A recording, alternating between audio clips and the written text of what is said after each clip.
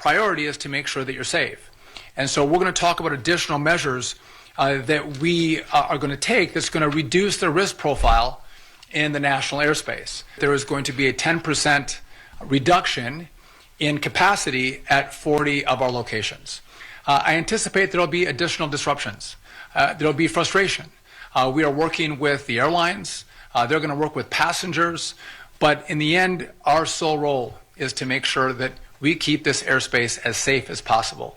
Yeah, the government will be open any day now. That's what's going to be what makes them reopen the government. Forget the people. Forget all the government workers who haven't been paid and can't pay those bills. Forget the people who are not getting SNAP benefits. When the airlines start complaining, the big corporations, that's when they're going to reopen the government. Now, it's getting nasty. I walked in with Loren, and she said from her flight from L.A. to here, she said she was stuck in the airport damn near all day because she was like, flights just weren't leaving. There wasn't enough people working. And she was like, TSA took a long time. So they will always choose corporate interests over the interests of the people.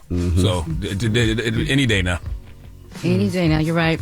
The FAA says those cuts, though, they will roll out in phases. So starting with about 4% fewer flights on Friday, 5% on Saturday, and they will ramp up to the full 10% starting next week.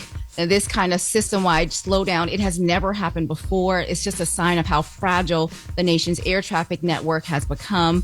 As you just mentioned with Loren, there were more than 10,000 flights canceled this week.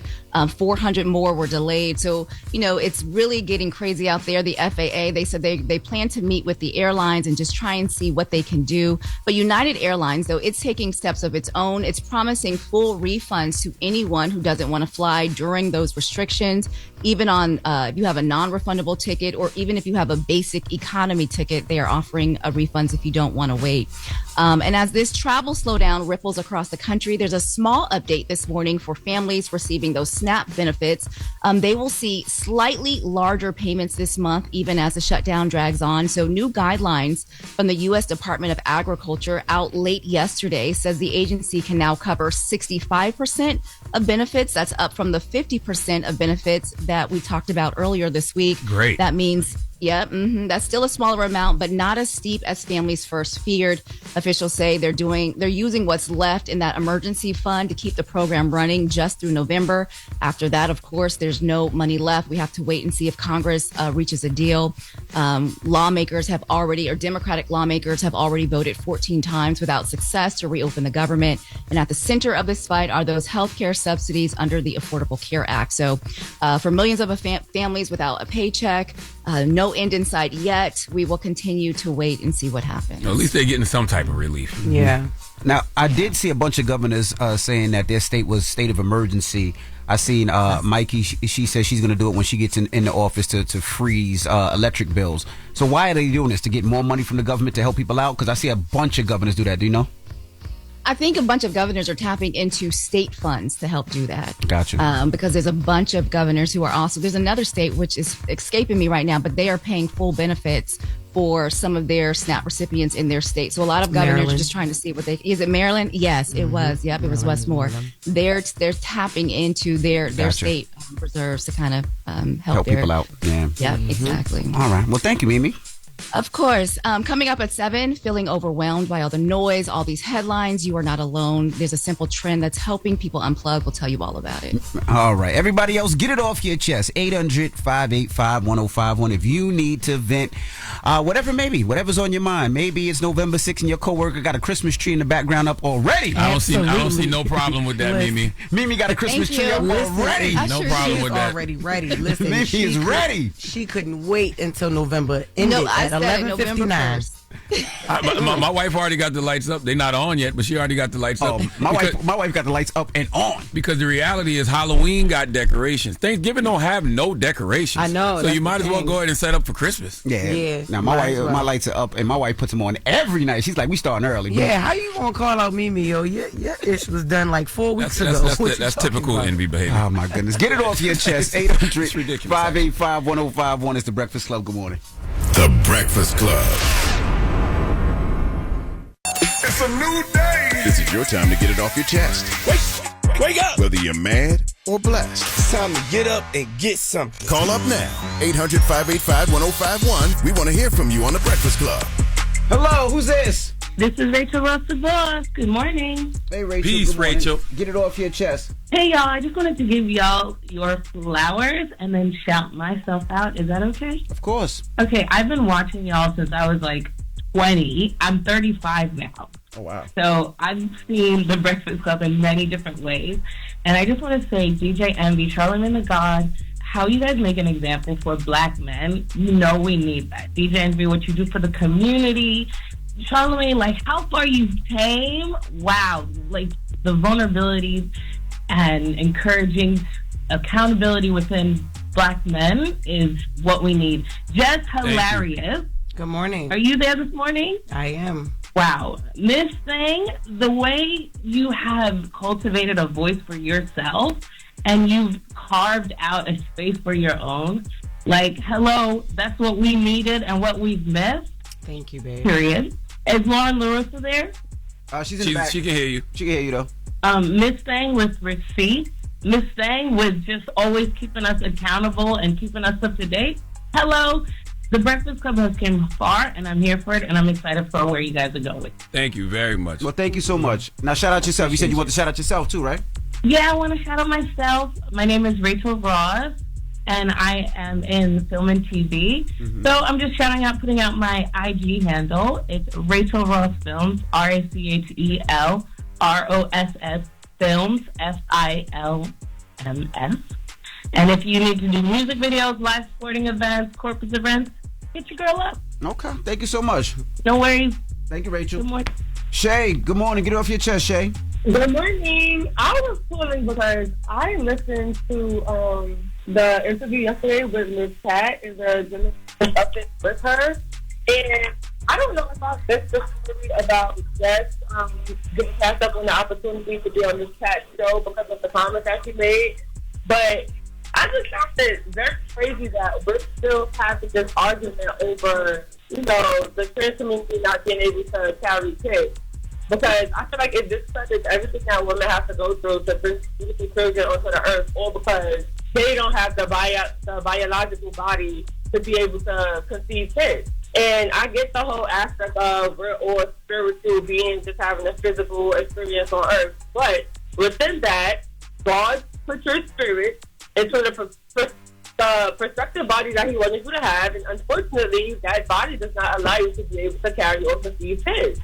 So women losing out on the job opportunity because people try to go against basic biology. It's like, it's completely asinine to me, and I don't feel like that's right at all. I appreciate you for that. Of course. I love you guys. I listen to y'all every morning. And what Miss Pat said when she said you just got to let people be who they are is completely correct. Because at this point, if they're willing to say, oh, we're going to pass up on Jess because she made a comment that's the truth, that's not even something that you should have been involved with to begin with. Mm-hmm. That's totally true. I appreciate that. Thank you. You should have started with that. She started up and gave her opinion and then said, Miss Pat said, mind your business. Miss Pat said, mind your business. Get it off your chest. 800-585-1051. If you need to vent, hit us up now. It's The Breakfast Club. Good morning. The Breakfast Club. This is your time to get it off your chest. Keep calling. 800-585-1051. We want to hear from you on The Breakfast Club. Hello, who's this? Envy, what's up, Envy? What's up, Trav? Yeah, I'm doing good. Jazz, what's up, baby? Char, what's up, my favorite message to the bottom? Peace, sis. How you doing? I'm doing good. How are you? I am blessed, black, and highly favored, sir. That's good. I want to comment on Jess. Can I comment on your conversations from yesterday? I think it was Pat and I don't know the gay guy's name. Jordan Cooper, man, the gay guy. What if somebody referred to you as the gay guy? This guy is so the writer that came up. Jordan Cooper. I do feel like when it comes to being, I don't think you should have been blocked from BET for that conversation or for the statement that you had that you made. But I do think that the statement was just unnecessary to make. And when you lead with love, you just wouldn't have even made that statement. But I don't think it was something that was worth blocking you for. If anything, it could have been something that you guys have talked about. Even if they wanted to include it as part of the episode or something like that. But I don't think it was definitely worth being blocked by BET for it because it's not a wrong statement. Yeah. But as far as was it unnecessary to make, definitely unnecessary two-make at that moment when he was talking to that lady. I don't know her name that she was talking to. What was the lady's name? Lene Vanee. Lene Vanee, yes. Mm-hmm. But that's all. I don't think it was necessary two-make, but also wasn't something that was worth, blocking you off BET for. Thank you, Trav. But, all right, y'all. All right, Trav. Hello, who's this? Yo, this is D. D, what's up? Get it off your chest, brother. Man, okay. As I'm making it real quick, man, so I want to get at Charlamagne and about this ACA that the Democrats are fighting for. He's saying that the fight is over with, and I don't think so because the funds that went out to December 31st, so they really have to December 31st. So that's why I think they should keep fighting, and hopefully that the Republicans will wake up, and then they will, they won't fund the health care. They won't. Okay, I get that, but you saying that it's over with, but they have till December 31st. No, so where you getting your sources from that it's saying it's over with? What I actually said, the premiums have already gone up. All you got to do is look it up. Obamacare and Rollies have seen premiums that could jump up to over 300%. Okay, cool. No, okay, they're just like, okay, listen to me. There's like an escrow.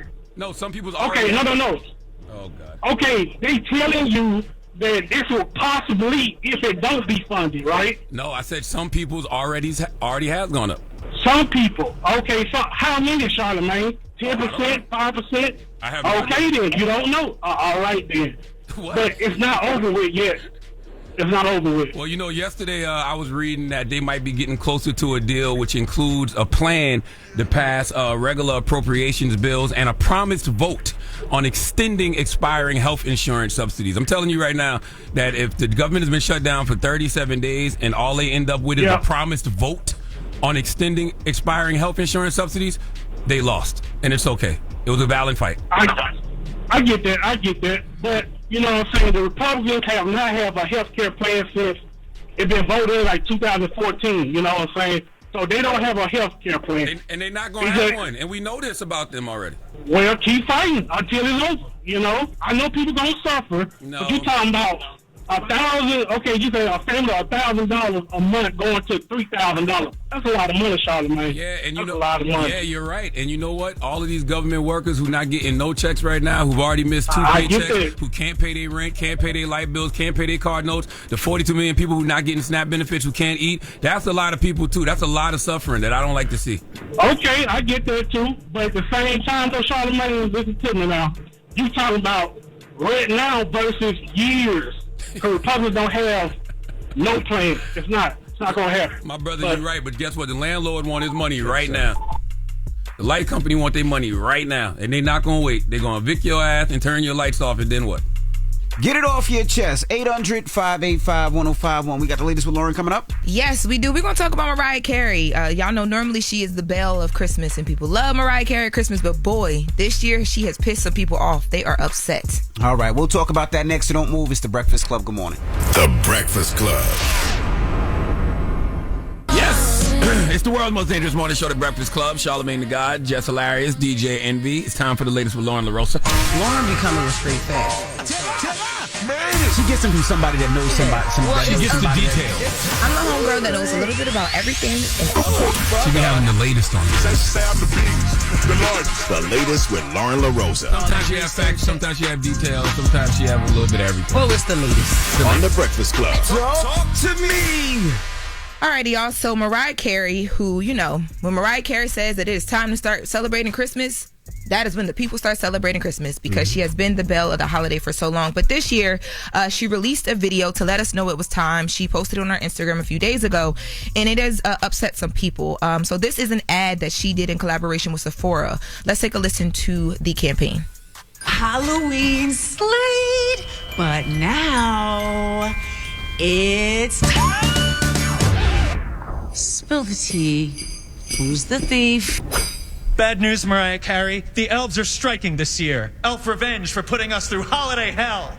Santa's helper quit. I'm pawning all this so I can afford elf therapy. That's my blush, elf boy. Your lipstick? I'm taking it. Christmas, it's canceled. No bells, no cheer, no glam. Bye, sweetie. You can't cancel Christmas. Any last words? Yeah. It's Can we not? Yeah, it's that time of year, man. Yeah. But they mad, though. So people are upset just because of some of the things that they mentioned in the video and what's actually happening in people's real lives right now. So the striking or people feeling like they're pushing back, trying to get more money from jobs, people not even having jobs at this point, and at Christmas Christmas being canceled for some families, them not being able to afford certain things, and the elf mentions like he can't afford therapy, and people, it triggered some people who actually this year are not going to be able to celebrate the holiday because of everything that's going on. When y'all say some people, you talking about people on social media?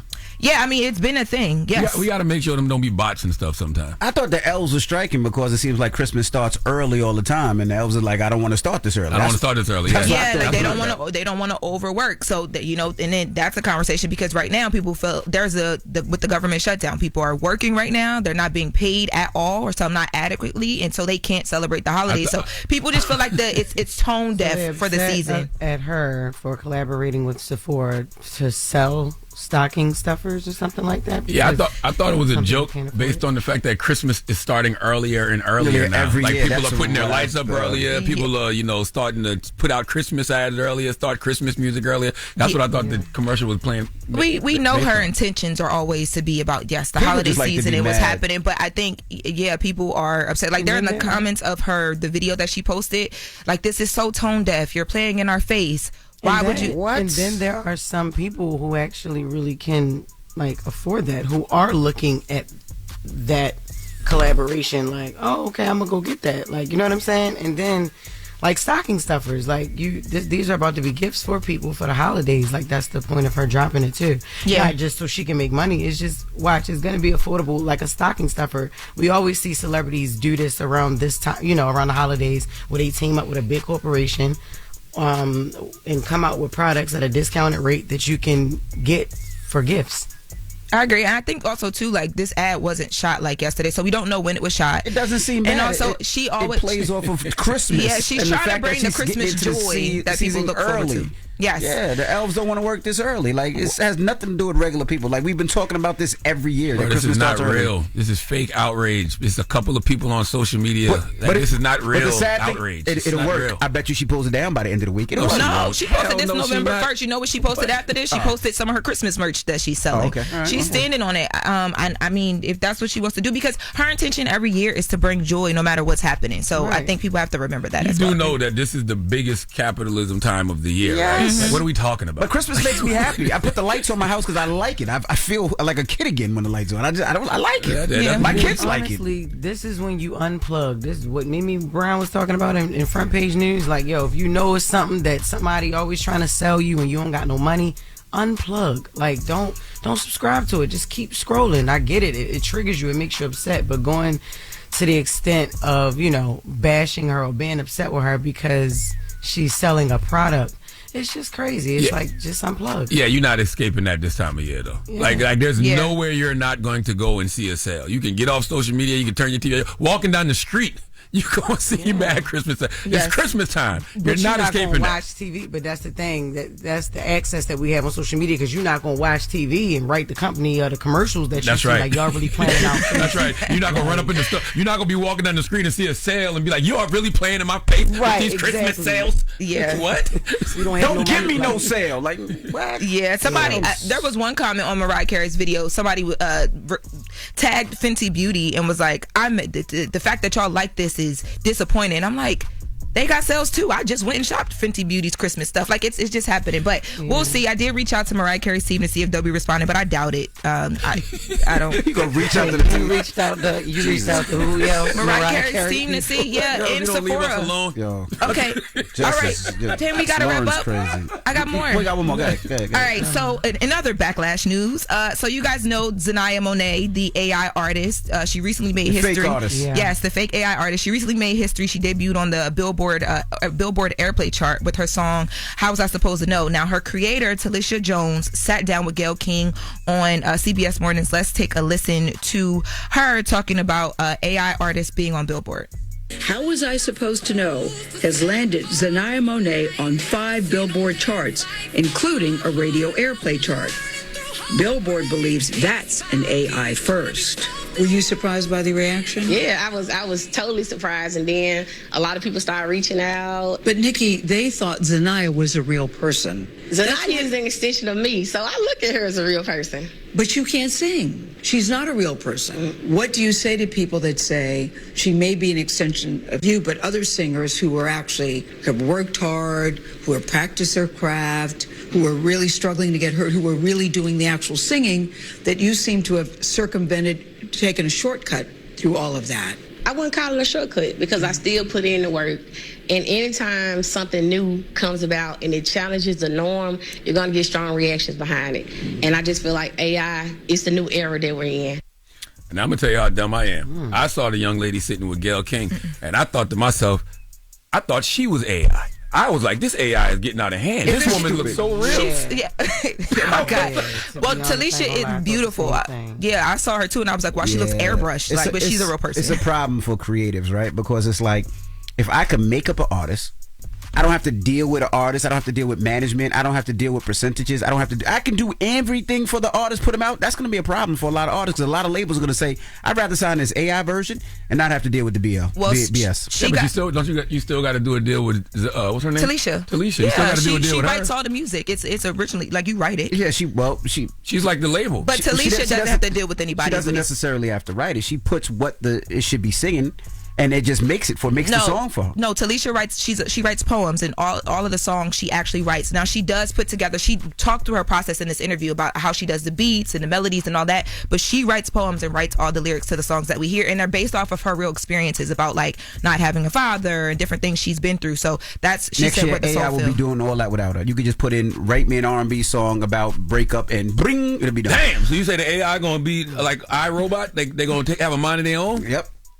Well, I don't think it's advancing that fast, is it? It's advancing fast. It's moving pretty but by fast. next year, getting on a Billboard chart she's self-taught only 4 months. But Jermaine Dupri just tweeted this morning. He said, "So let me get this right. Years ago, the industry found out that Milli Vanilli really weren't the voices on their Grammy-winning record, and they were stripped of their Grammy. But now we're getting ready to accept people who can't even sing, create songs for a fake person. How is this any different than Milli Vanilli?" Damn. You got a point. That's crazy. Well, she's on the Billboard chart though, so shout out to her. Talisha, she's doing something. All right, well, that is the latest with Laura. Now, when we come back, we got front page news, and then G Herbo will be joining us. His new album, Lil Herb, is out tomorrow. We'll talk to him in a few. It's the Breakfast Club. Good morning. Morning, everybody. It's DJ Envy, Jess Hilarious, Charlamagne the Guy. We are the Breakfast Club. Let's get back in some front page news. Now, some quick sports. The Raiders take on the Broncos tonight at 8:15. That's on Prime Video. What's up, Mimi? Good morning, Envy, Jess, Charlamagne. How y'all doing this morning? Peace, Mimi. Good.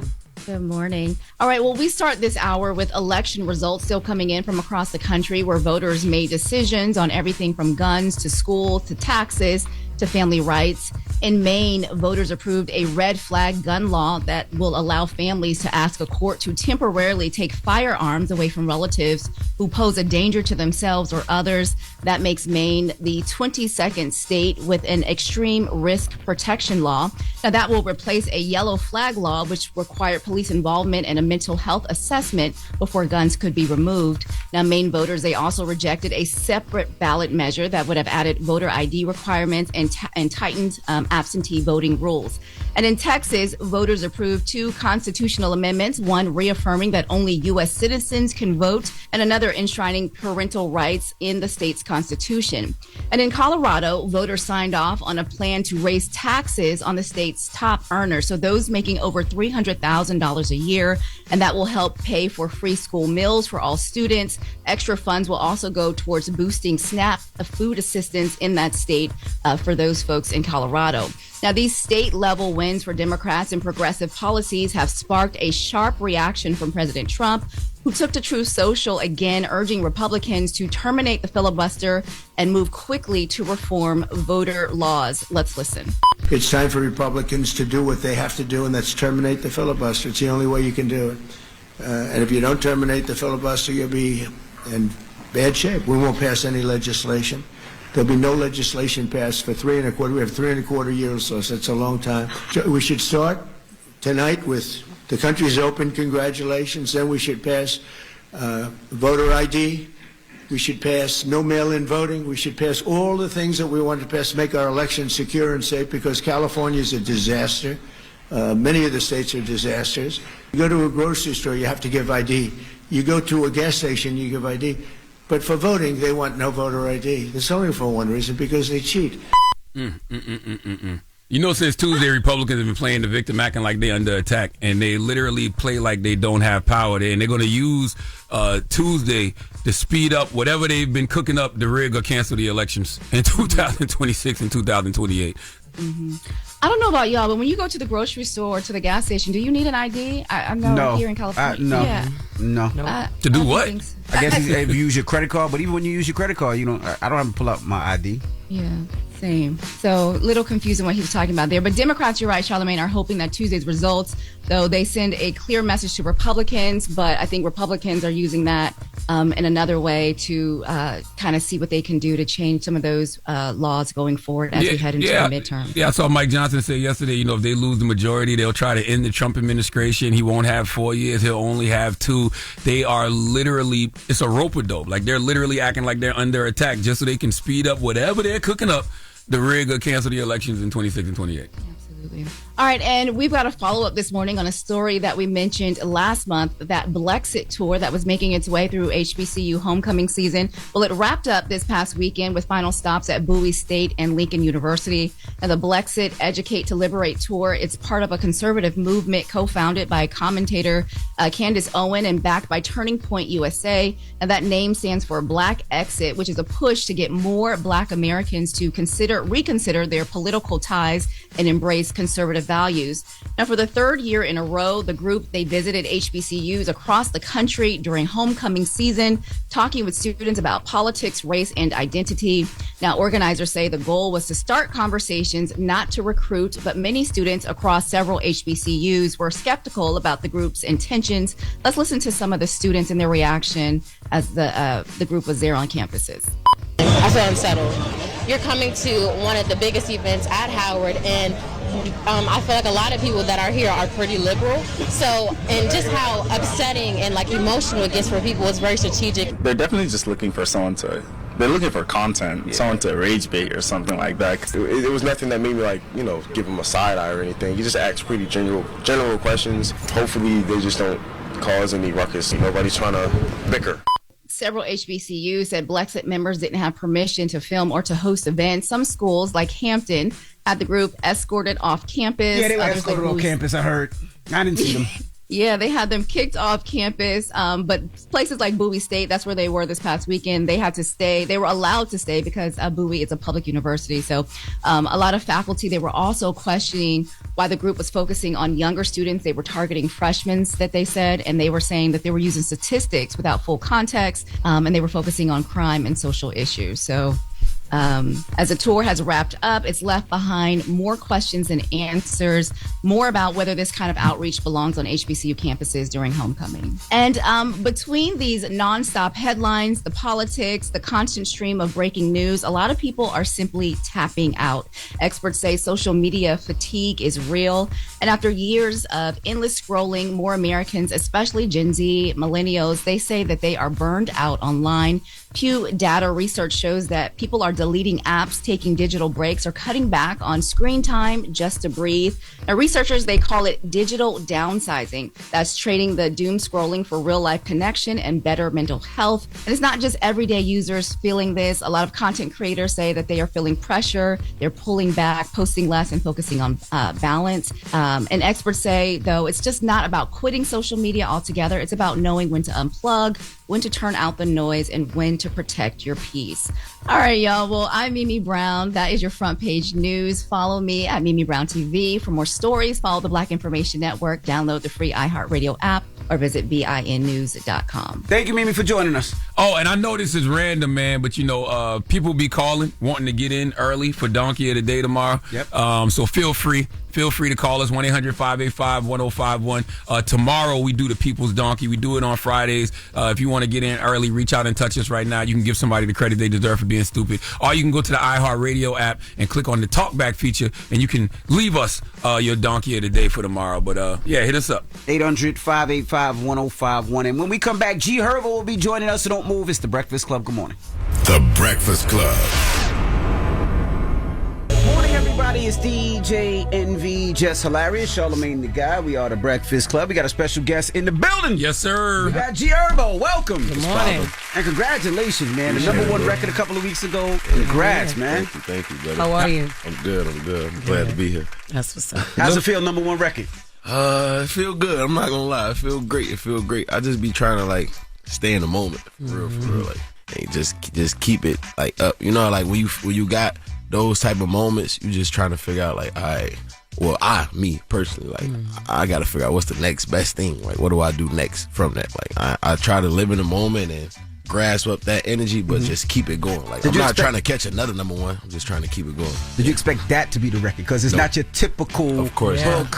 It was just you just spitting. Nah, hell no, for sure. I was just literally, I can't say it enough. It was just me just having fun in the studio. I was in New York and was in the studio, me, Southside, Smat, and Southside, like, I be having to give a lot of credit to Big Bro, because he one of the only people that could tell me, like, rap on this, just rap on this and figure it out, like, just rap, like, and that's what I did, and that changed my life. Who picked it as a single? You was talking your shit on there. Yeah, who picked it as a single? Like, or was it just I'm just gonna release and see what happened and it just took off? Like, how? That's what I'm saying. That's why, like, as artists, you gotta like really just bet on yourself for real, because I was in a mode of just trying to do music and see what the streets connected to. I didn't even, like, that song came out in December on my app. I got an app, on my own app, like, where I just put out music, material, content, all this, and just for the people who really support me. Like, you know what I'm saying? My fans, they know about the G Herbo app. I put it out on my app on a project that I was just recording all samples to. Like, I did a project with all samples, and it couldn't even go on Apple Music. It couldn't go on DSPs. You know what I'm saying? Like, I put it out on the app in December, and the label put it out on DSPs in like March, April. So it's like you gotta just try and just see what the streets. Congratulations on your app. I didn't know you had an app. Appreciate it. Has it changed the bag? Has that single changed your bag? Absolutely. Because see, I be thinking that, a lot of people be fronting on like the power of radio and having a big radio record. Speak to that, man. For sure. I always been like, I knew, because I've been independent this whole time. So I know about like analytics. I know about like residuals. I know what like one record could really change your life. That's right. You know what I'm saying? Like, and I finally caught that record, that life changing record. So yeah, the bag been crazy since and the royalties from radio are better than the streaming. Yeah, absolutely, for sure.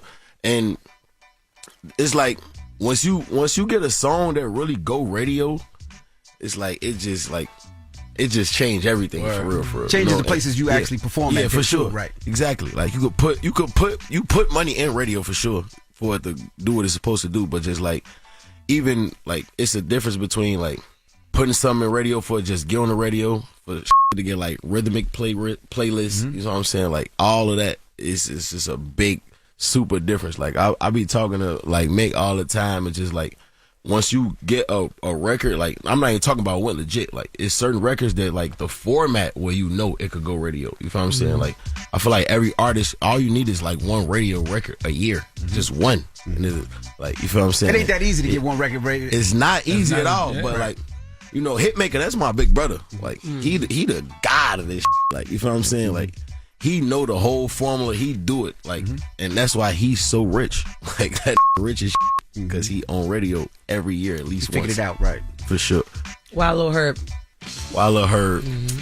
I was just trying to, like, tap into, like, that old hunger. Like, my old self. And when I be rapping good and shit, like, I be reading the comments and shit. Sometimes my fans be like, oh, they ain't G Herbo, that's Lil Herb. You know what I'm saying? Like, I feel like that was like one of my best eras of rap. Like, I always been able to rap. I'm an MC, so it's like I don't care if I'm not even all the way tapped into like my confidence and all of that.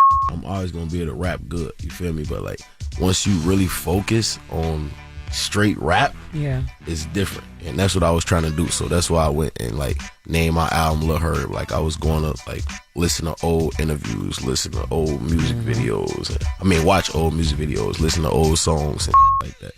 And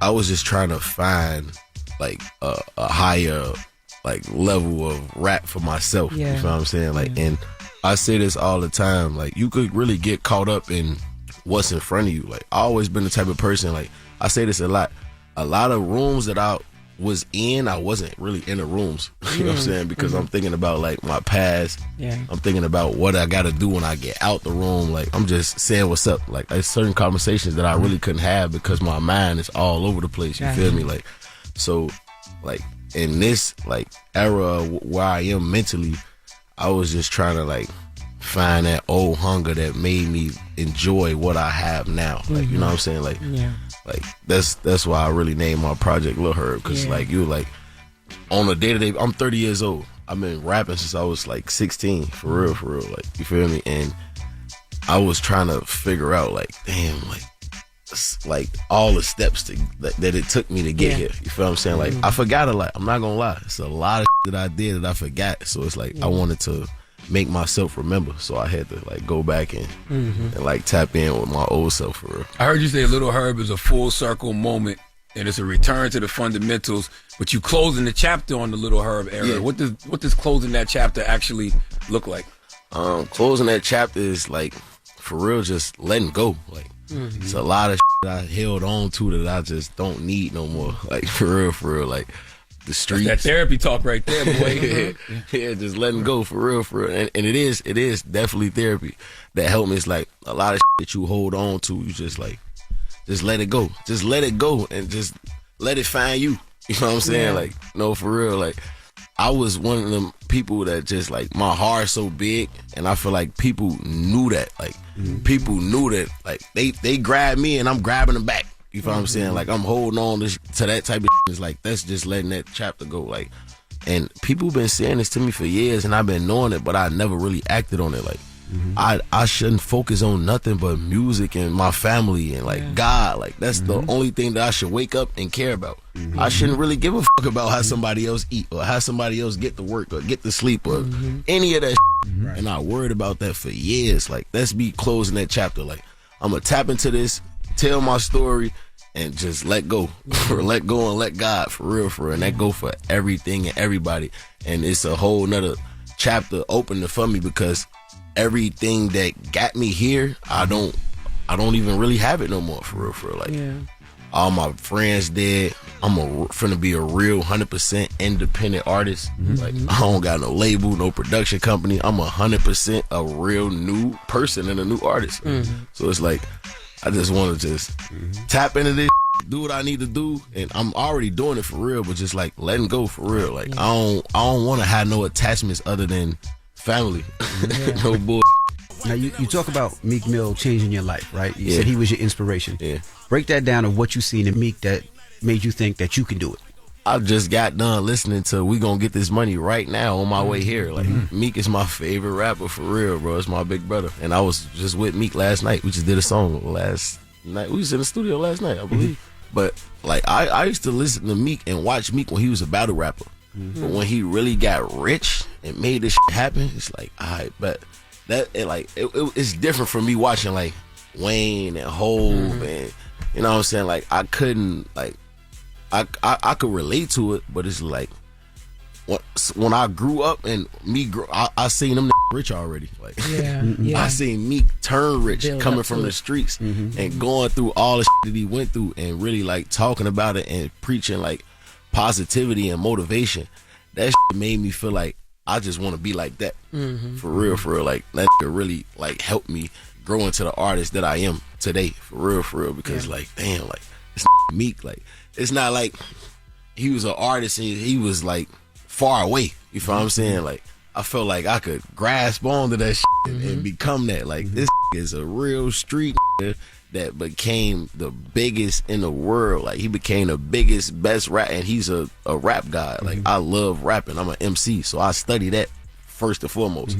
But just the blueprint of like, and like he gave you the real blueprint. Like, you get on, you take care, you do what you supposed to do. You take care of your family, your mother. Like, that to make me like, I just used to have to just give money to my mama, just like thinking about that type of shit. You feel what I'm saying? Like, I retired my mom when I was 16 years old, bro. Literally.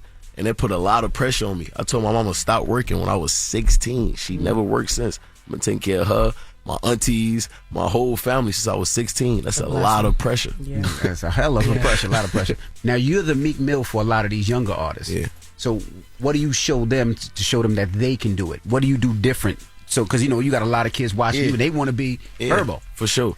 Like, for me, I just try to, like, what's the word? Like, you got to, like, show them, like what Meek did for real. Like, being a show them, tangible. You just got to show them. Like, the thing with me that I feel like make a difference a lot is I let people see me in the physical. Like, you got to see it. Like, have conversations. Like, seeing is believing. You feel what I'm saying? Like, you could do this when you could actually get in front of somebody. Like me growing up, I never seen nobody that I looked up to and I wanted to be like in front of me, talking to me. You know what I'm saying? Like, I just had to have the mind power. Like, I could do it. I'm going to do it. You feel what I'm saying? Like, and it happened for me. And when I got a certain age, like 19, 28, like those ages when I started traveling and having conversations with people that I looked up to. But like 14, 15, 16, them years really matter. Where it's like, you know what I'm saying? I try to be the person where I just go back and do certain things and go touch the community and, you know what I'm saying, tell them that they could really make it. Like, this is nothing for real. Like, but like, and I ain't gonna say it's nothing. Like, it's a task for sure. It's hard, but it's easy at the same time. All you gotta do is wake up and strive to go get it and want to do it and believe that you could do it. You just gotta have a vision. You feel what I'm saying? Like, and when I go look at like these kids and be going to talk and have conversations, like they got the same power that I got. Like, they really got something in them. They just don't think it's possible. This shit is really possible. Like, when you wake up and all you got is this 4-block radius in your hood and the that you dealing with every day, you think that's your life, but it's like, it's so much outside of that.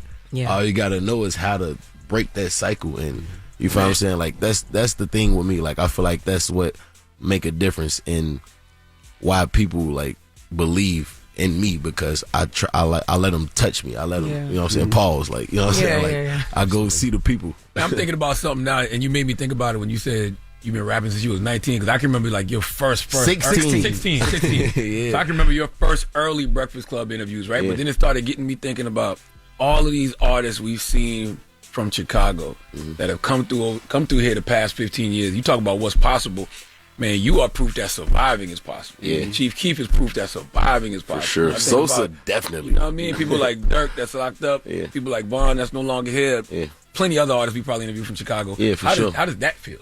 It feel great, man. You know, and I'm gonna say this again. I'm gonna shout Mick out real quick, because he just told me the other day, and it feel different. It's a different feeling than him saying. It's like, he like, man, when you the chosen one, it's certain things that just affect you differently. You know what I'm saying? Like, and I learned that from the streets. Like, I done bumped my head so many times and did so much and been arrested and fell off and came back or whatever the case may be. You know what I'm saying? It's like, when you do certain things, God just punish you differently because you can't get away with that. You feel what I'm saying? Like, you would see somebody else doing it, like, oh, he did it, and you can't do that because God got a different path for you.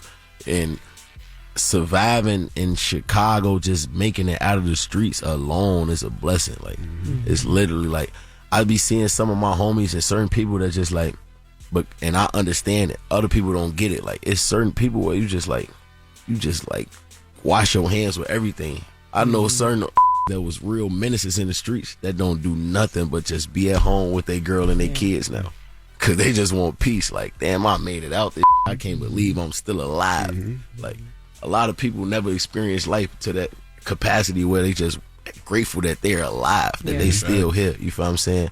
And it's a lot of people, when it comes to surviving, you gotta make decisions and it gotta be calculated. And it's a lot of people that's just raised off survival where you would do anything. It's a difference. Like, when you survive and you just raised off survival, like, I'm trying to explain that with, like, it's certain people where if you just like survival is your first instinct, you would do anything. That's right. Yeah.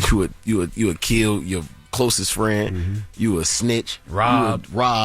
Steal from your mama, your grandma.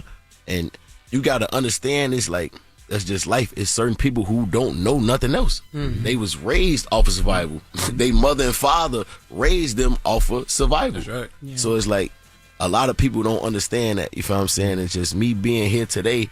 I try to like, I think that's one of the reasons why like I probably took advantage of so much, because I understand both sides of the fence, and I try to get everybody the benefit of the doubt. You know what I'm saying? Like I try to like think about putting myself in other people's shoes before I make a decision. You know what I'm saying? Like I always, before I do anything, I always think about the consequences, repercussions, everything. So if I do something to anybody or do anything, I thought about it so many times. I'm comfortable with how it play out. You feel what I'm saying? And like it's only certain people that think like that, especially in life. And coming from Chicago, you got to think about both sides of the fence. It's certain people that think a lot, and it's certain people that don't think at all.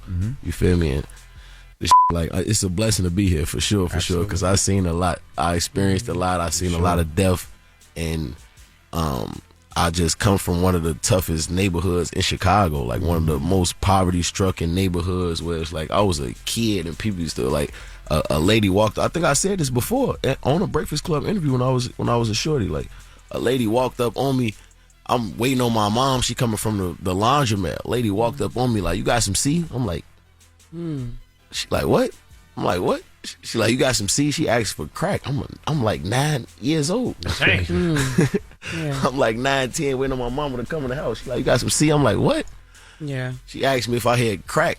Literally a kid, 3 in the morning. I'm outside because it's 9-year-old selling crack. For real. Like, so when did you get some to sell? Jesus. I'm just that was a TV question. It's a statute of limitations with this for real. Like, I done sold crack. I done sold some crack. It's a statute of limitations for sure. How therapeutic was this album, though, in regards to your grieving process? Because I hear you mention your brother a lot, especially on Give It All. How did that help?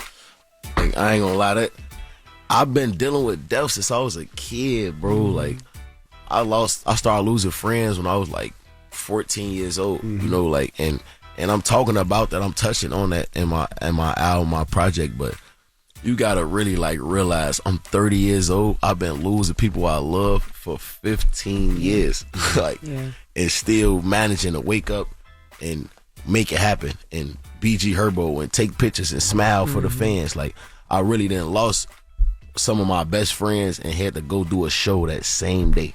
You know what I'm saying? Like my homie Cap died 2015. I had to perform in front of 10,000 people. I just had to find an Emmy. A lot of people can't do that. A lot of people like, man, I just lost my homie. I'm finna go spin. Like I wanted to go do the show. Like so, it's like I feel like I'm really destined for this. I chose my own destiny. I chose my own path. And I'm saying that, like, for me to experience all of that death and feel like I was numb to it when my little brother died, it changed my life. That was some of the worst pain that I ever felt in my life, ever. Like, I never could fathom, like, and I'm a street. Like, when I walk out the house, I feel like I'm gonna die. Like, you know, like, I really feel like that. And that's what get me home. You feel what I'm saying? Like, every step, every move that I take is calculated. And I never felt like he was gonna die. You know what I'm saying? Like, no bullshit. I never ever think like him. Hell no. I never thought he was gonna die. Every day I wake up, I really feel like I'm gonna die. I feel like somebody will do something to me, and that's just the life I live. And that's just. You still feel like that? Because I remember last time you said you feel like that. You said you were going to therapy to help you. Yeah, it helped me with it. That's PTSD. It helped me with it, but like, nah, hell no. And I'm glad that even going through therapy and like growing and healing the way that I've healed in my life, I'm kind of glad that I never lost that edge, for real, because that's how I protect myself. That's how I protect my children. That's how I make sure I get back home. You feel what I'm saying? Like, I'm not out here thugging. I ain't wilding. I ain't doing no crazy shit. Some days I leave the house and it just be just me by myself, no security, nothing. But I'm still on point. I'm still watching my back. I'm still aware of my surroundings. You feel what I'm saying? So it's like, I'm glad that I never lost that edge, for real. And when, like, going back to what, you know what I'm saying, what you said, Charlamagne, like, when my little brother died, I lost myself. Like, I became an alcoholic, like a badass alcoholic. I never used to drink, bro. I used to drink a fifth of liquor every single day. Like, every day, by myself. Like, and my girl was pregnant when he died.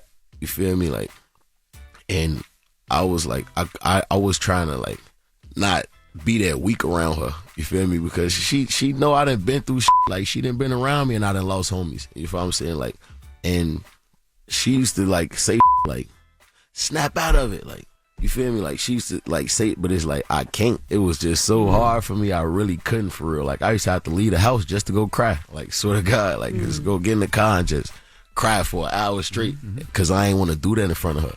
And I felt like I should have. I should have. Yeah. But I was like, I don't know. And when she say snap out of it, what does she mean? Like, not snap out of the grief, snap out of the healing, snap out of the crashing out, like drinking every day and wanting to go to the club and just feel something because I really can't feel nothing. You know what I'm saying? Like, that's what she used to tell me to snap out of, and it was like, it was hard, man. I ain't gonna lie.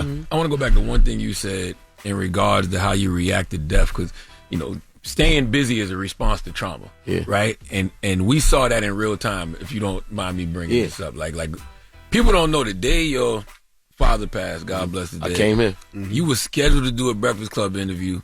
You came in the studio. And still wanted to do it. I'm like, bro, go home. Like, what the hell? That's some of the, and I love you forever for that, because I really was here to do that. And it's like, that's the thing. Like, I'm so used to death and used to shit. It's like, I didn't even process it for real. Like, I came here because it's like, I really was in my head trying to forget that my dad is dead. Yeah. But I gotta, like, understand it. I gotta know, like, yeah, my pops just died today. I need to process that. Like, and you had just got the news while you was in the car on the way here. On the way here, yeah. That's like, crazy. My dad was in the hospital. I knew he was sick, and I found out he died, and I just came here.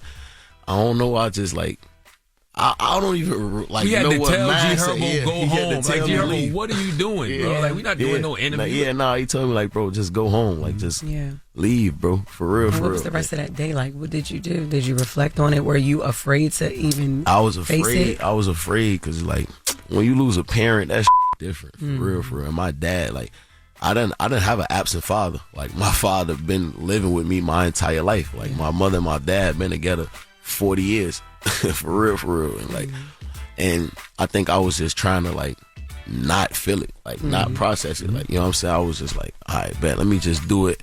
And, like, that's the problem. Like, that's the thing. Like, you feel like, all right, let me just do it and push through this. And this is my job. This is my life. Like, you got to put that to the side sometimes when you're going through things like that. You feel what I'm saying? And the rest of that day for me was really just, like, I was scared. Like, I ain't want to call my mama. I ain't want to talk to my sister. It took me so long to just ask my sister, are you okay? How you doing? It was super hard. Because you weren't okay. Yeah, like, I was scared to, like, have them conversations with her, like, how you feeling? You know what I'm saying? And even my mom, like, I keep my mom close to me, man. My mom like this, you feel me?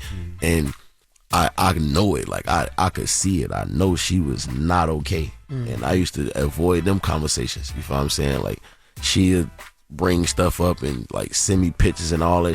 It was like, I'd have been in therapy. I'm a person that's not, like, shy from my emotions. Like, I'm in tune with my emotions, all of that. But just, like, it was hard because, like, for me, I just thought he had more time. Like, I just wanted him to be here. So I wasn't trying to, like, live in reality because I was still grieving my little brother. Yeah. You know what I'm saying? Like, so when that happened, it was just like I didn't want to believe that my dad was dead because I be on the road. Sometimes I go 8 months without seeing my pops. So it's like, you feel me? Like 8-9 months without seeing him at all. Sometimes I go months without talking to him. So I was trying to, like, tap into that. Like, you feel me? Like, let me just get in that mentality. Like, he here, but you know what I'm saying? But my pops really, like, that crazy. I think about that every day. Like, man, really died on me. And it's crazy. Like, I pray every day. Like, I pray so much because my pops, my last conversation with him, my dad died the day after his birthday. Like, my birthday, October 8th, my dad's birthday, October 16th. He died on the 17th.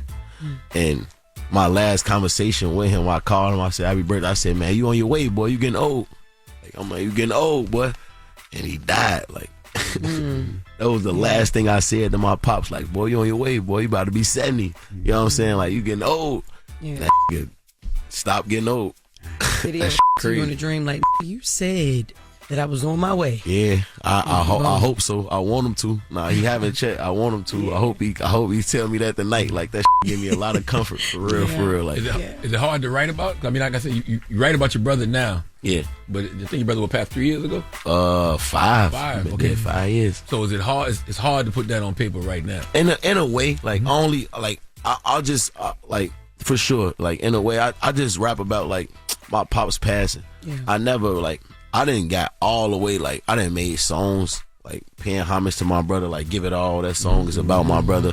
And made songs just talking about how I felt that day. Like I done made multiple songs about my brother dying. Like I ain't did that for my pops yet. All I said on Wax for real is just like my dad did. Like I never spoke about the emotions, how I felt, or none of that. So yeah, it is definitely tough because I don't know. I feel like mentally or just where I'm at in life, like I ain't been able to tap into that pain yet. Yeah. Well, you want to get into something off the album? What you want to hear off the album, man? Let's play Give It All. It's one of my favorite songs for sure. Yeah. We appreciate you for joining us, Absolutely. brother. And make sure you pick up Herbo album this week. Herb. And it's the Breakfast Club. Good morning. Morning, everybody. It's DJ NV, Jess Hilarious, Charlamagne the Guy. We are the Breakfast Club. Somebody wanted to tell Lauren she got a segment to do? She forgot? I don't know where she's at. Is she late for the latest? Hold on. All right. Well, let's hit the button for the latest and we'll yell. All right. Lauren be coming with straight facts. She gets them from somebody that knows somebody. She gets the details. I'm the homegirl that knows a little bit about everything. She be having the latest on this. The latest with Loren LoRosa. Sometimes she have facts, sometimes she have details, sometimes she have a little bit of everything. Well, it's the latest. On the Breakfast Club. Talk to me. LL Cool Bay. Yes, good morning. Turn the mic on. I can't hear myself. Okay, I'm here. I can hear me. Hey, y'all. So we are back with some more things. Okay, so Kim Kardashian sat down with Niecy Nash. You know that they've been everywhere. Her, Tiana Taylor, like the whole cast of All's Fair or All Things Fair. All's Fair. All's Fair, yes. So they've been promoting their show. So they sat down, they had the GOAT Talk conversation. So they're talking about different GOAT moments in their life. And they talk about the GOAT meal that they cook. And Kim K says she's the queen of soul food. Let's take a listen. GOAT dish you can cook. Yeah. You know this for Your me. gumbo. No. Oh. Crabs. Crabs, okay. I make crabs every single weekend. And I feel like if I was going to choose what you would say, it would be absolutely nothing. No. I don't feel like you cook, Kimberly Noel. I just don't I'm believe a one-trick pony. I know one meal, and it's a good one. Let me guess. And I'm going to make it for you, and you're going to be really proud of me. Is it greens? Nope. Macaroni and cheese? It's the whole shebang. Because my soul food meal. Fried chicken, my mac and cheese, greens, a sweet potato souffle. Give that look all you want. I'm going to make it. I am willing to be proven wrong. You know what? I've been the underdog my whole life, so underestimate me. I love it. When was the last time you made said meal? I do it not often enough, but it's good. I don't want any of that shebang. I don't believe it. For some reason, I do believe Cap, that shebang. When so many people in Kim's life like that are black that we would have heard that she can't cook already. None of her exes said she can't cook. None of her friends said she can't cook. I really do believe her, and she's confident enough to stand on it. But none of her exes said she can cook though. Now listen, in this same interview, Kim says, "Well, there's a video from Kevin Hart a while ago. He came over and I cooked some food and he stamped my food. So I found the video. Let's take a listen to Kevin Hart after the soul food meal. Kim invited me over to the house. Kim and Ye said, come, it's gonna be some food. I didn't know what to expect. Thought it was gonna be some tuna casserole and some caviar. So I ain't gonna lie, I brought my babies with me. They gonna do. I said, if it's bad, y'all gotta get daddy up out of here. We gotta leave as a group. But I can't lie to y'all, it's not the case. Little do I know, Kim threw down on some soul food. Got all us in here licking our fingers. He ain't talked to me yet. My baby over there throwing down as well. So I'm gonna give her a shout out, man. Kim, turn around. Turn around. Hurry up, Kim. This is your shout out right now. Your soul food shout out. I would have to see her do it myself. Because, you can go to somebody's house and they have the whole shebang spread out, but that don't mean they cooked it. You know what I'm saying? I would have to see her in the kitchen actually chefing it up. Right. I just put a photo, too, that Kevin Hart had posted in that video, #SoulFoodSundays, that this is the photo of the food that they were eating. But Niecy Nash had the same thing. Like, I need to see you with your hands in the kitchen cooking this food before I believe that this is a thing. And also, too, who around her knows good soul food? Like, you know what I'm saying? Like, that's very important. Like, if Lala tell me Kim can cook, I'd be like, okay.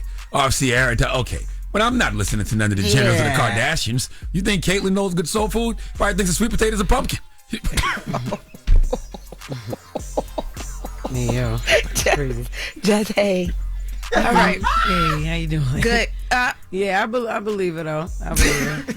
I mean, We haven't heard. Do otherwise. You? Really? I really do. Her grandmama ain't teach us that. I don't know. Her grandmother definitely ain't teach her that. I don't know. But I'm just saying. Because it comes from the heart, though, right? Because it comes from being passed on. And, I don't know. Mm-hmm. Next, she's going to say she cook oxtail, right? Well, we'll have to see how that goes. In other news, Deion Cole is having a conversation. Well, he had a conversation a couple days ago, but it's picking up right now. Deion Cole sat down with Noriega and DJ FN on Drink Champs, and they talked about a moment at the BET Awards when Kai Cenat and Drewski were streaming, and they ran into Deion. Let's take a listen. This network hired this really big streamer, right? The biggest streamer out there. So they hired this person to come to the award shows and do backscene right? Yes, I saw it. And this motherfucker was like, he was going up to people like, I don't know who that is. Yeah, Wale. Like, You know who the hell Wale I don't know who that is. And his excuse was, don't blame me because I'm young. And that was so disrespectful to me because I met dude one time backstage and he walked off and he was with Drewski. He was with Drewski. Yeah, and Drewski's Drewski looked at me and was like this. What's up, OG? How you doing, man? I appreciate you, man. Yeah, I love everything you do. Then he went to him and was like, man, you know OG, you funny as hell, you know. And he was like this. And just walked off. And I was like this. That's cool. And that's, I'm not trying to beef. I'm just going, if you're going to be in that position, do your research about when you see icons and give them love when you see them, period. Yeah. Now, this is, I don't know. I think this conversation. I understand what he's saying. I can understand what he's saying, too, because in the moment. But how can he do his research on everybody that he know that's not going to be We there? were going to get, listen, when you're at these award shows, you don't know everybody. Even if they give you face sheets and the fat cards that they give you, don't know. it's hard. Do you know how many times I used to work the red carpet on all those shows, right? And I wouldn't know half the people that's coming up there, young or older. Sometimes they would have to tell me in my ear, that's so-and-so and so-and-so. It's not that you're being disrespectful. It's that you just don't know It's a learning experience. It's a learning experience, you know what I mean? And, you know, sometimes you would. And then Kai, Kai mentioned his age. I mean, to be honest with you, it is his age. And then he already got his own platform that he built, you know what I mean? So just because he don't know somebody, I wouldn't really give that. Everybody don't know everybody. I do get it, but that was a lot of people at the BET Awards, a lot of people at the Met Gala. He's been to countless big events, and it is, I'm not gonna say impossible unless you really like a Loren LoRosa who know everybody. I don't be knowing everybody. I openly say I don't be knowing people. I don't be knowing how to say their names. Like, it's a thing. I don't. But I'm saying, so prime example, you can't expect everybody to know everybody. But at the same time, I do understand what Deion Cole is saying. If they hired him to come there, then you might want to meet with him before, be like, look, yo, this is who. And still, that's still not introducing him to everybody. And also, Deion Cole presented at the awards too. And if you're there and you're streaming, I think the middle point of this is, in the conversation that people keep trying to have about Kai Cenat when he does these things, is that maybe there should just be more prep so that if he doesn't know at least certain people in certain situations, he can. Like the Wale moment. Hundreds of people at these award shows, young, old. But you know your age group. You know prep for awards. And sometimes you don't know everybody, and he's doing behind the scenes stuff. And the only reason I know is because I've been there before, and I ain't know who's walking up, and they're saying, "Oh, that's so and so," and I don't know who they are. You can't prep for everybody. Deion said that Kai was running up on people saying, "I don't know who you are." I never saw him do that. So you remember at this same award show was when him and Wale, he didn't say, "I don't know who you are." He just didn't know. That was just a random interaction. Yeah. But there has been, since this conversation keeps happening, there has been different moments that people are pulling of Kai in different situations where he doesn't know people, or him talking about the fact that he doesn't know certain people. And the fact, and what Deion was trying to get to is the fact that he can just openly say, "I don't know these people," and then be brought to these awards where you're in here with these people and you're supposed to know who they are. Well, it makes no sense on the network. I would put that on BET. I wouldn't put that on him. I would, because if they hired him, they have to let him at least give him the people that's running play in the show. Like, all right, yo, he's a presenter. This is the host. This is the person performing. At least know those people. I wouldn't really put that on Kai for that one particular moment. And as an older person, how many of the young people do we know? That's my point. Like we go to these award shows. I don't know 90% of these young guys. I listen to the radio now, and I'm like, who is that? When I used to do the red carpet, they would bring some people up. I wouldn't have no idea. And you can't trust BET, because I remember one time Miss Pat was walking up to me, And they didn't know who Miss Pat was, and They she didn't had know a Miss show. Pat at BET? No, she had a show on BET. They was like, let us slide. I'm like, no, that's Miss Pat. And I brought Miss Pat over. So everybody doesn't know everybody on those award shows. That was when Miss Pat first got on the BET Plus. And there's nothing wrong with introducing yourself, too, buddy. And that is true. There's nothing wrong with being like, yo, what's up, man? My name's such and such. You know, there's an ego thing that goes into that when you're live on stream. Like, Well, there's I an can tell ego you thing something. that goes into that. I've seen some of the biggest artists in the world on the planet walk into the room and introduce themselves to people. Like, literally walk up to you, shake their hand, and be like, I'm Beyonce. Beyonce does it all I'm not the even time. joking. Like, Yes, I've seen she that. does it all the I've time. seen that firsthand. And the interview that Dion did with Nori, like the conversation, it wasn't just about the Kai stuff. He was trying to make a point throughout the whole conversation that we don't value our older talent and acts. Like he talked about up here too, like going to certain concerts, and if it's an old school like white act, it's packed full of people, but then you go to like our OG's concerts and it's not as packed. The venues are smaller. So I think he was trying to just get to like, you know, there should be a certain level of like respect on people who've been doing certain things. I get what he was saying, but just he also has to remember with those award shows, you have thousands of artists and celebrities in the building, and you're not going to know everybody. You know what I mean? Yeah. You just not. And like I said, I've been there before, and I don't know half the people that's there. And I do the rate. Even up here, sometimes people walk in this building, and I got to step outside to be like, who's that? Right? Yo, yeah, they did it the interview we had. He walked out. He did it the other day. He did it the other day. And then what did Charlamagne do? Charlamagne's like, I knew exactly why NB walked out. Yeah. I said NB walked out because he didn't know who this was. And I know that. And then what did you say? I don't know who you are either. But I introduced myself. I said, who are you? I asked him a question. I asked him. I don't have no problem looking stupid, in case y'all don't know. Okay? I ain't out here trying to act like I knew every guy. I just wanted to know who it was. Somebody right. coming in the building. Who is this? You know, where are they from? I wanted to do my research. That's right. Yeah, they actually won too. They DM'd me and was like, congratulations. I mean, thank you. We won. Or, whatever. I'm trying to find the DM. Thank you. Oh. Gilmore, yes, he wrote. We got to wrap, Lauren. I just wanted to mention it. You said mention it. Bye. All right, That's donkey it. of the Sorry, day. bye, Who you giving your donkey to, man? Another example of why you got to stay away from these YNs because they full frontal cortex not developed, but we'll discuss. All right, we'll get to that next. It's the Breakfast Club. Good morning. Make sure you tell them to watch out for Florida, man. The craziest people in America come from the Bronx and all of Florida. Yes, you are a donkey. A Florida man attacked an ATM for a very strange reason. It gave him too much money. Florida man is arrested after deputies say he rigged the door to his home in an attempt to electrocute his pregnant wife. Police arrested an Orlando man for attacking a flamingo. The Breakfast Club, bitches. Donkey of the day with Charlamagne the God. I don't know why y'all keep letting him get y'all like this. Well, Duval, Donkey of the Day for Thursday, November 6th goes to a 19-year-old YN from Miami, Florida named Anthony Markeith Elliott. I don't know when y'all gonna realize to not go back and forth with people who are the same age as Jeezy's Trap or Die mixtape. Okay, seriously, you have to ask these questions to yourself. Am I arguing with somebody that's the same age or younger than T.I.'s Urban Legend? Okay, there is absolutely no reason to be going back and forth with a 19-year-old. Okay, their prefrontal cortex doesn't even start developing until their mid-20s. Okay, you have to understand that before you even open up your mouth to go back and forth with one of these youngers. But by the time people realize that, it's too late. And this young lady, Chayton Thomas, realized it a little too late, all right? See, Chayton was in the car along with her pregnant daughter and her 1-year-old daughter, and she decided that she wanted to stop at McDonald's. Well, when she stopped at Mickey D's, this happened.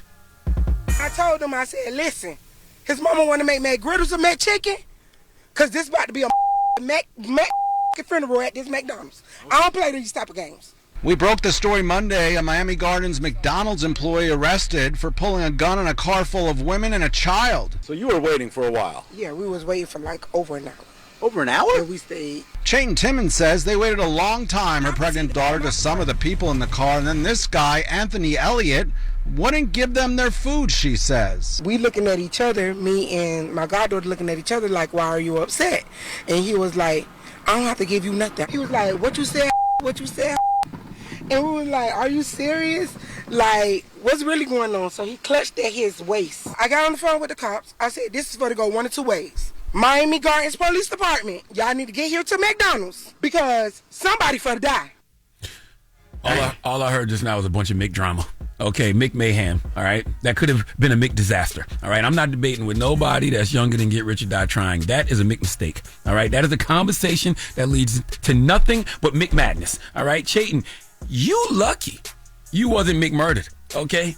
All right, and who the hell waits at McDonald's for an hour? Okay, who has an hour to wait at McDonald's? And what is up with fast food restaurants? Every time I come in this building, it's a story about a scuffle at Subway or something popping off at Popeyes, kerfuffles at KFC, people getting whipped over Whoppers. What is it about fast food that is causing folks to be so violent? Also, Anthony, I want better for brothers like you. I really do. It pains me to know that you feel like you have to carry a pistol at work. Okay, do you realize that everyone in this story thought they was in danger? Everyone? This man had a gun at work at McDonald's, and this woman, Chayton, was clearly dealing with some PTSD. Let's go back to Local 10 News for more of the report, please. Elliot now facing the charges, and for this woman who already survived a shooting, she says she went into defense mode. And what goes through your mind at that moment? He has a death wish. He must have a death wish. This got to be a suicide because there's no way that I'm going to allow you to do anything bodily harm to mine. All over McNuggets. All over McChicken. McChicken. He must want to have a Mac funeral. You put my kids in harm's way, and that's a problem for me. I'm not that type of girl. I'm not that type of woman, and I'm not that type of parent. She's already been shot before. We are traumatized people, man. We are hurt people. But even through the pain, we're going to get these jokes off. Okay? She knew she was on camera, and she was letting it go. You hear me? The woman in the car with her kids, and poor Anthony was at work with a gun. But Anthony clearly is a brother who doesn't need to own a firearm, okay? That is a combo at McDonald's that nobody wants. See, when you have low emotional intelligence, okay, it's hard to be in a job in the service industry because a lot of the service industry is about temperament. Okay, you are dealing with other people all day, other people's emotions, other people's stress, and you have to keep you cool, okay? Because if you have a Mick meltdown like Anthony did, then you end up in a Mick mess, and that's when you end up with a Mick mugshot. Okay, this young man has been charged with 5 counts of aggravated assault with a firearm. Let me tell you how you end up in Mick prison in a situation like this. Number 1, being 19 and black. Okay, number 2, if you work at McDonald's, I highly doubt you can afford the type of attorneys you need to even deal with a case like this. So you're going to end up getting a public defender who's going to tell you to plead to something. Okay, I don't know, what the charge will be, and then they're going to end up giving you some jail time, and that's when you get Mick locked up. Ronald McDonald once said, "When anger rises, think of the consequences." I'm lying. Ronald McDonald never said that. That was Confucius. But I can make a meme saying it was Ronald McDonald and people will still share it. But the quote still applies. When anger rises, think of the consequences. Please give Anthony Keith Elliott the biggest hee-haw.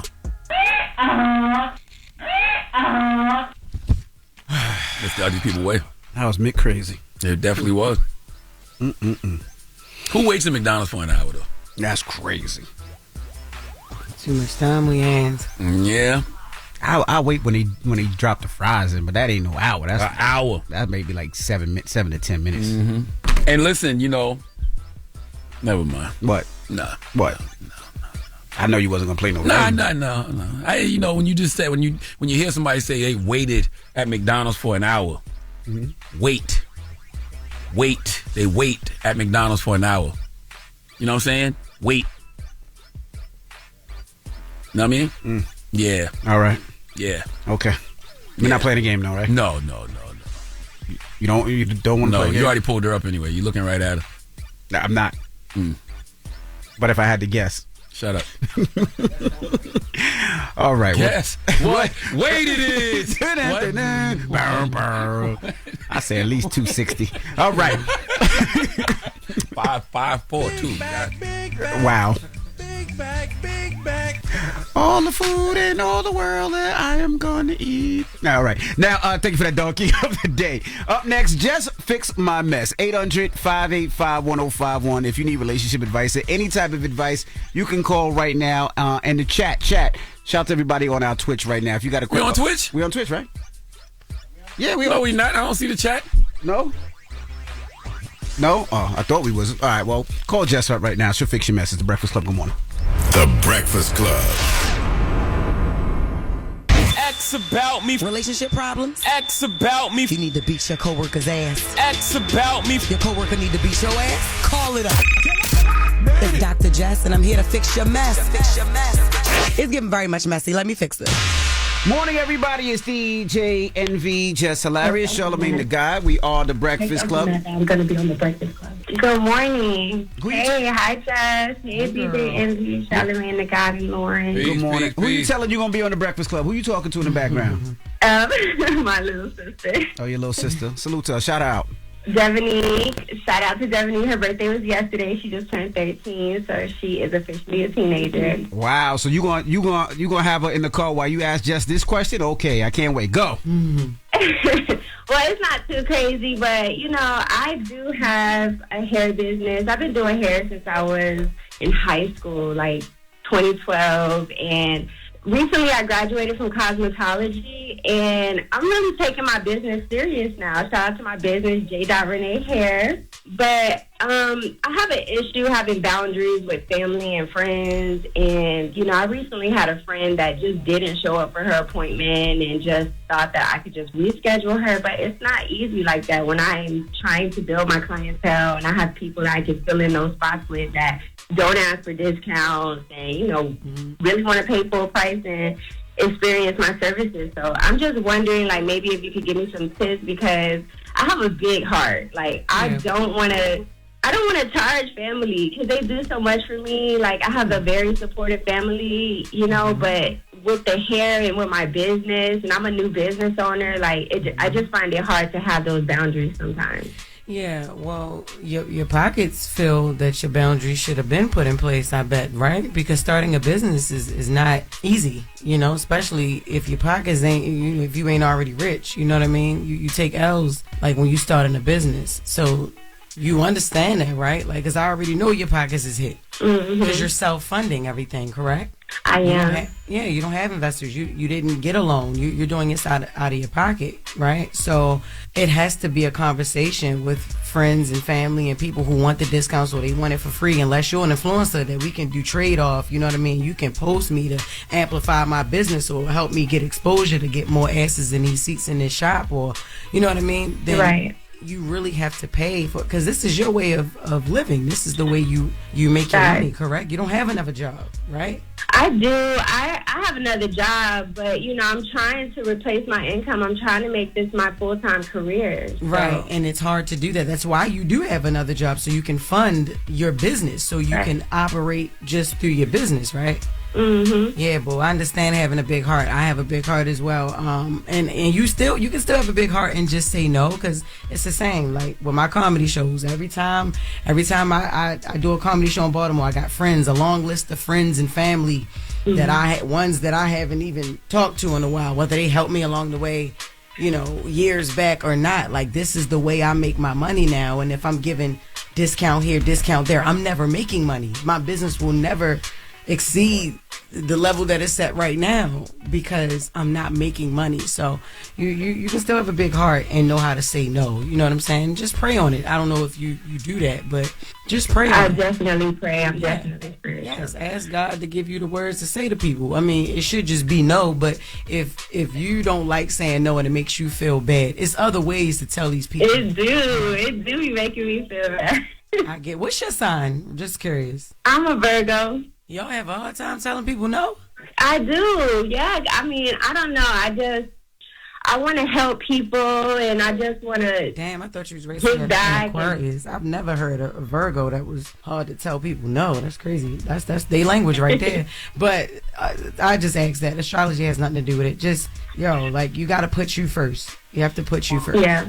You know what I mean? And for all the people that be trying to negotiate prices with hairstylists, y'all gotta stop that, because when we set our price, it's the price. Man, although some of y'all do be tripping, because $225 for a silk press, I don't care if you graduated from the elite class of silk presses. $225 is crazy. But barbers are charging like $100 for it.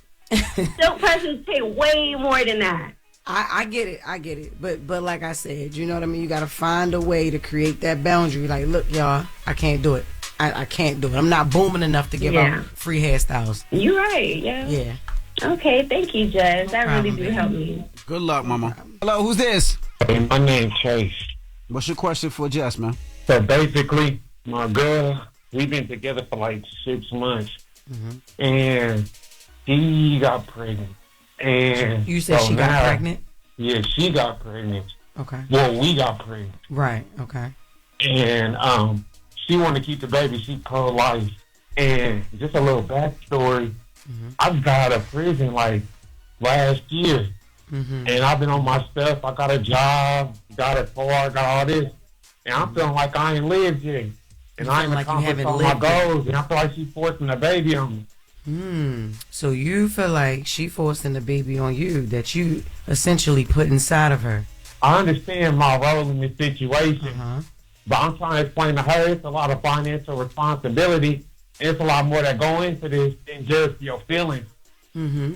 Just like that feeling before you shot up the club. You know what I'm saying? You should have been thinking about that. That's your girl. This ain't just somebody that you met. Like, you know what I'm saying? This ain't somebody that you just cool with. You know, this your girl, 6 months or not. I get it. But you supposed to have that in the back of your mind while you in them guts. You feel me? That you just got home from jail and you haven't lived yet. You know what I mean? And you don't feel like you're stable enough to provide what a child will need from you. You feel me? And it is her body, her choice. You get what I'm saying? I mean, I totally understand, but this is a lesson that you're being taught right now. So what the outcome is? Like, what's the outcome? What you gonna do now?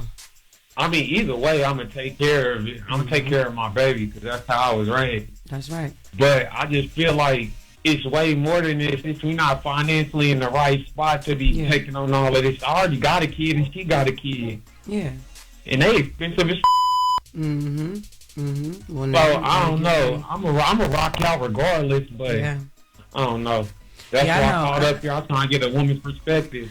No, but that's the woman's perspective. You can ask the men in the room, but that's the woman's perspective, though. You know, from the one that I'm giving. You know, like it takes two. I mean, it's cliche, but it takes two. I get it. You feel me? I'm actually glad that you're home. You know, you trying to get on your feet and everything like that. But the reason for not wanting a baby, the first thing you said, the reason for not wanting a baby right now is you haven't lived yet, and then you said everything else after. You was living when you know what I'm saying? When you was doing the thing, when you was that night, you lived. And then now it's another person that's going to be living in a few months, you know, and you just got to deal with that. You can still live and have a baby. It might slow you down, but you know, now y'all got 3 kids. So you just got to, you know, put your big boy drawers on, buddy, and you know, be a dad and still try to live your life. Thank you. Oh, I want to say one more thing. Charlamagne the God got me through prison. He had me thinking different. That brilliant idiot. I appreciate him. I appreciate you, King. Love, my brother. Love. Blessings to you, man. Got him through his prison bid, man. I sure did. Salute to everybody in prison, you know what I mean? Okay? They read books. They trying to better themselves, you know? They aren't correctional facilities, but you got a lot of brothers in there trying to correct themselves, okay? So salute to them. Got him through his bid. All right, Jess Fix My Mess. 800-585-1051. I didn't say nothing was freaky. I said you got that man through his bid. I can see the freak in your eyes. I know you. If he didn't provide context, it would have been a little crazy. If he didn't provide context to say brilliant idiots. Yeah, he said you got him through a sentence. So. I wasn't with him. You act like I was with him. Yeah, that's why he had to provide that context. You walked it down with him. All right.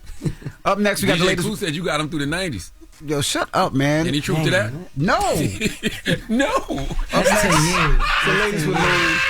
It's the Breakfast Club. Good morning. The Breakfast Club. Yeah, this chat is so disrespectful. It's so morning. funny.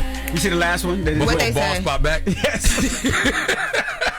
The chat is hilarious. It's not they be you. Why is it always, you know because what? people, they say what you say. I've never said that. You said what? Ball spot is back. Never said that. I've never said ball spot Envy. back. All right, well, let's get to the ladies. You got a ball spot. Lauren becoming a straight fact. She gets them from somebody that knows somebody. She gets the details. I'm the homegirl that knows a little bit about everything. She be having the latest on you. The biggest, the largest, the latest with Loren LoRosa. Sometimes she have facts, sometimes she have details, sometimes she have a little bit of everything. Well, it's the latest. On the Breakfast Club. Talk to me. Talk to me. All right, y'all. So, a big congratulations to Dolly Bishop and Charlamagne. Hey. So, Dolly and Charlamagne, well, first of all, for those who may not know, Dolly Bishop is the president of the Black Effect Podcast Network. Big Dolly, not Yes. the little one, never the little one. Yes. Don't play with her. And they celebrated 5 years of the network, so they covered Vibe magazine. The tagline is turning mics into a movement. But Dolly is, and they said this in the article, that she's the person that makes sure that Charlamagne walks the walk, because you know he talk a lot. They also mentioned in this article that she is the muscle, Charlamagne is the mouth. That's right. And I will agree that Dolly is definitely, she gets things moving. So she oversees strategy, partnerships, and keeps the network profitable and purposeful. That's right. Yes. So Dolly is the congratulations. reason Black Effect is successful. Dropping a clues bomb for Dolly Bishop and Black Effect, damn it. Yes. And thank you to Vibe for giving us that cover article. We appreciate it, because who you are will show in what you do. So thank you, Vibe, for highlighting what Black Effect is doing. Yeah, it was fire to see y'all. Now, in other news, speaking of Black women in announcements, Clarissa Shields just sat down and announced that she signed a multi-million-dollar fight contract for $8 million. She was talking to Gayle King. Let's take a listen. It's a 2-year contract. A 2-year contract. Yeah. So you're getting $8 million over the next 2 years. Yeah, but the best thing about this deal is it's the signing bonus. Right, so before I step into the ring, I get a large amount. Before I see the 8 M's is just like the minimum. You know, there's other stuff you get around that. Okay. So this deal is actually bigger than that. That's just the number that we decided to put out there, because if you want to do the math, right? But that's just the minimum. Right. Yeah. Well, salute to Clarissa. Yeah, dropping a clues bomb to Clarissa Shields. Damn it. I'll be bringing you guys some more details on that, because Clarissa has a press luncheon here in New York City today. Remember, she talked to me at the Ebony Power 100 about this big announcement. So this was the big announcement. We'll get some more details today. I'll be there covering that, and then I'll bring you back here into the latest. I don't care how she does the math. $8 million, whether she gets more than that or 8, it's still a lot of money. Well, I do want to know how many fights it is, though. I know it's 2 years, but how many times does she have to fight within those 2 years? Yes, because they asked her that question, but she didn't answer it directly. So that we can get some more details on that today. I'm going to ask y'all all the questions y'all want to know to bring it right on back here. And lastly, in this hour, another congratulations to another fire Black woman, Ashley Allison, who is now the owner of The Root. And The Root has the Root 100 list that they do every single year. And we actually talked to her about that list, and surprise, The Breakfast Club will be on it. Let's take a listen. Congratulations on acquiring The Root. Yes, and I have something I want to congratulate you all on as well. Okay. So today we are announcing the Root 100. The first time I'm announcing this list as the publisher, and the Breakfast Club is on our list. Oh, wow. Thank you very much. Thank you for all you all do have the ear of the people. We have some gifts for the guys from Martell, our sponsors. And salute to Martell. Yeah, you know, the Blue Swift. Okay, thank you very much. We have one for you, Envy. Thank you. We have your beautiful flowers Yes, over there. thank you. Jess, I thought you were going to be here, but we have some flowers waiting for you for when you come back in to the office. So everyone go to theroot.com and see who else is on the 100. Well, so the Root 100 comes out today? Today. Yes. You're Okay, the first got people you. to know Wow. that we're breaking news here. Dope. Thank you very much. I appreciate Ashley Allison because her voice is very important on CNN, and I love to see her spreading her wings and owning The Root, because people like her need to have platforms like that. Yeah, I agree. And it's her company, Watering Hole Media, which is what she did the acquisition with. So, yeah, shout out to them. And you guys can check out that list. It goes live today at 9 o'clock a.m. on theroot.com. You'll see us on that list. Dope. Yes. Dope. Cool. That's it for the hour. So you got? Yes. Okay. All right. Well, thank you so much. That is the latest with Loren. Now, What? Oh, we early? Yeah, that was the shortest. Oh. I had to look and see if something was wrong with Brandica. Like, damn. Well, I did have the other As clip much of as you. she talk? I did have the other clip of you talking about how you feel like The Root was hating on you in the candy. I thought we had to get out. They was yelling at me last hour. So You can watch that on Breakfast Club YouTube. yeah, it'll be That's live right. on our YouTube channel as well. I can talk if y'all need me to. Nah, we That's the know latest you with Loren. can. That's why we so shocked. Are you Go okay? ahead, have at it, Loren. It's like, dang, y'all want me to end it and be on time, or y'all want me to talk? I'm just not used to that. All right, well, y'all want another one? I got another story. We good. Now, don't forget, next week, tell them where you're going to be right fast, Jess. Hey, yo, I'm going to be in Perrysburg, Ohio. That's Toledo, Ohio, at the Funny Bone Comedy Club. We got 2 shows next Friday, 2 shows next Saturday. So, JessHilariousOfficial.com. If you haven't, get your tickets now. Also, don't forget to pre-order my book, Till Death Do We Parent. It's a co-parenting memoir that reflects on my journey with me raising my kid with his father. So, get that anywhere you pre-order your book, so you get your books at. In Baltimore, I'll be filming my comedy special at the Nevermore Hall December 13th. We got 2 shows. I might do December 14th as well, but just trying to sell out the first 2 December 14th. So get your tickets. You will be on camera. And look, the Tickets for general admission goes on sale tomorrow. Today, the pre-sale. You can reserve your tickets, get your tickets right now using the promo code 410JESS. So my website, JessHilariousOfficial.com or Ticketmaster, you can get your pre-sale tickets using the promo code JESS410. That was a lot of information, but if you love Jess, you kept up. All right. Period. All right. Now, when we come back, we got the People's Choice Mix, 800-585-1051. Get your request in now. It's the Breakfast Club. Good morning. Morning, everybody. It's DJ NV, Jess Hilarious, Charlamagne the Guy. We are the Breakfast Club. Then don't forget, next week, Jess, you going to be out in Ohio? Yep, I'm going to be in Toledo, Ohio. So we got 4 shows next weekend, November 14th and 15th at the Comedy Club, the Funny Bone Comedy Club.